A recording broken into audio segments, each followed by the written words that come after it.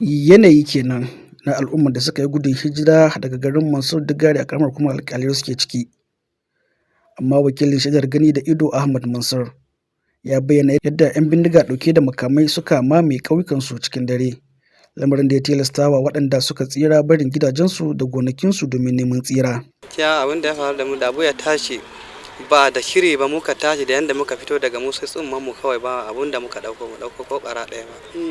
Dangane da iyalai kuma Da iyalan mu gaskiya wasu yanzu mun kawo a ƙafa muka taho daga Mansur har Kashere. yanzu kowa ya kasance cikin hawaye, tsoro da fargaba da kuma rashin tabbas su ne suka zama ruwan dare a rayuwar yau da kullum ga iyalan da suka rasa matsugunansu daga ƙauyukan Mansur, Digari, Yolo da kuma Gaugana, duk a ƙaramar hukumar Alƙaleri da ke jihar Bauchi, waɗanda a halin yanzu ke samun mafaka a sansanin 'yan gudun hijira a Kashere a ƙaramar hukumar Akko ta jihar Gombe.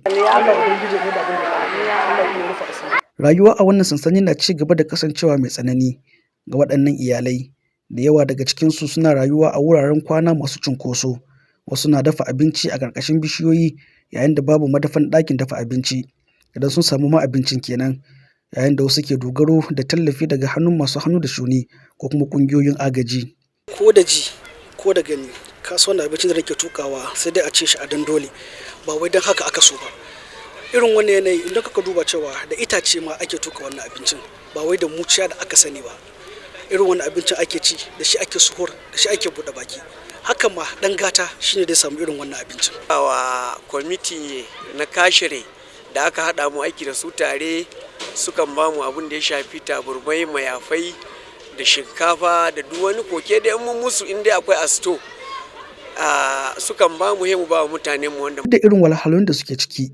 Sansanin yana ƙarƙashin tsauraran matakan tsaro tare da kasancewar jami'an tsaro da ke tabbatar da lafiyar 'yan gudun hijirar. Wannan tsari na tsaro ya taimaka wajen ba su ƙwarin gwiwar kariya bayan tserewa daga ƙauyukansu cikin tsoro. Wasu daga cikin 'yan gudun hijirar sun fara ƙananan sana'o'i a cikin sansanin, kamar sayar da ruwan leda da wasu kayan abinci na yau da kullum domin taimakawa iyalansu.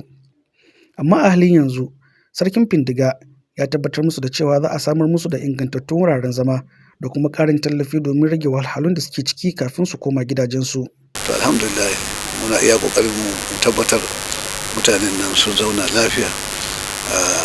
Kuma akwai kwamitoci da muka yi musamman don su lura da irin waɗannan, da masu ba da abinci, masu ba da ruwa, masu abubuwa dai, masu lura da wajen kwanansu duka an yi ƙoƙari ana ba su daidai gwargwado, kuma ana samun gudumawa kamar yadda ya kamata. A wannan mataki na rayuwar nasu, 'yan gudun hijiran sun yi addu'ar samun zaman lafiya mai ɗorewa da kuma samar da tsaro domin su samu su koma cikin gidajensu don ci gaba da gabatar da aikinsu na noma, kiwo, kasuwanci da dai sauransu. Duk wanda ka duba cikin kuwa idansa kasancewa na cikin damuwa.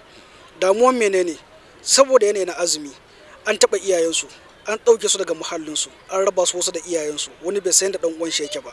Suna cikin tunanin ya halin rayuwarsu zai kasance, yayin da wasu suke gaban iyayensu cikin kwanciyar hankali saboda an kore su a garinsu da garin Mansur, wanda yake karamar hukumar Alƙaleri a jihar Bauchin Najeriya.